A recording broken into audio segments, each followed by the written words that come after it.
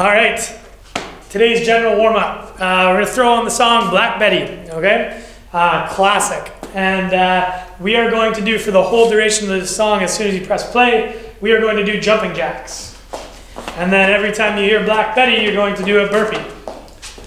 And back to jumping jacks. So it's gonna go, whoa, Black Betty, bam, ba-lam, whoa, Black Betty, bam, ba-lam, whoa, Black Betty. That's gonna get rough.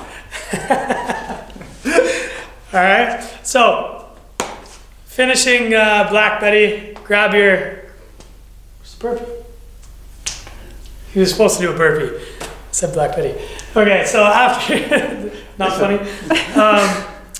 After you're done Black Betty, you're gonna grab some water. You'll probably be tired. You're gonna go banded overhead lat stretch. So hand through the band, stretching out through the arm, getting that nice straight line. So it's all about the armpit, all about the lat, locking out the elbow, and then just trying to relax and let the band do the work. You can rotate through your wrist in and out just to wherever it kind of feels good. In stretches like these, you gotta go hunting for the spot, all right? And you'll know the spot when you find it. And that's the mobility. All right, guys, so today's warm-up, we've got static hold and a dynamic push. So we're working back and forth between static and dynamic to warm shoulders up, all right? So Ben's gonna kick up. Our static hold is gonna be in the handstand. So after he kicks up, his head's gonna go through. He's gonna have that nice stacked straight line through his armpit, and he's going to be pressing the floor away nice and hard, getting that scap to be nice and stable by pinching nice and hard. Then he's gonna come down from the wall. He's gonna go right into his scap push. So he's gonna be in a hand plank. He's gonna squeeze his scap together, you can see, and then he's gonna spread apart. Very important that you keep your elbows locked out and maintained, and you keep a hollow body position. Pinch together and push away, trying to keep everything as rigid as possible. We're going 2 sets of that. All right, guys, so today's METCON. We've been doing a lot of intervals lately.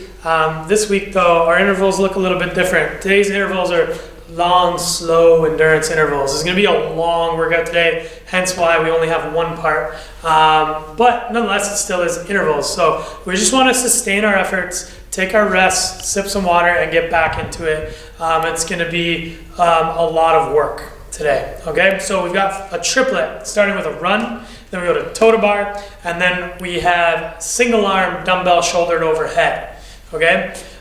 So going through these movements on the run, okay? Vesky, if you are running today, outside is best, okay? If you have a treadmill, that's like second best, but like there's a big gap in between those. Like running outside is key, okay? We won't get into that too much, but what I want you guys to realize is how you're running. So when we run, we want to think gazelle or moon man, or gazelle on the moon, man.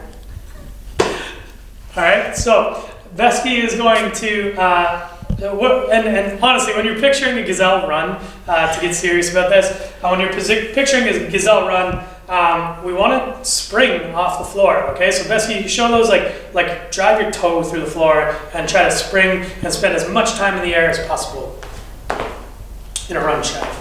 Yeah, there you go, okay? That's just a little trot within this like 10-foot space. So could you imagine what that would be like with a longer stride through the air outside over 400 meters, okay? That's gonna look a lot more springy. Best gonna be in the air a long time, okay? And when we're running, right, air has way less friction than the ground, so we simply wanna be in the air way more than we're on the ground. When we try to take a long stride, when we try to overreach our step, okay, we're here, and pause, okay? We're putting on the brakes, okay? So we're slowing ourselves down. We are also jamming ourselves against the floor, and you're gonna have a lot more impact through the knee, the hip, and the low back. That's why we see a lot of injury rates among runners. It's not the types of shoes you're wearing, okay? It's because you're running like this, okay? And then that foot is gonna have to carry you across the ground and push off the other way. out behind you, that foot is on the ground way longer than you're in the air, slowing you down because there's more friction, okay? So think gazelle or moon man. It's not that silly now, is it? Okay? So after we're done our 400-meter run, we're gonna run pretty hard, okay? It's a long time. We get back to this bar, we should be ready to hop up on the bar and hit our toes to bar, okay? So let's see some toes to bar. Just investigate a demo for you. Pushing off away, back and forth on the bar. Remember, come on down here, Besky.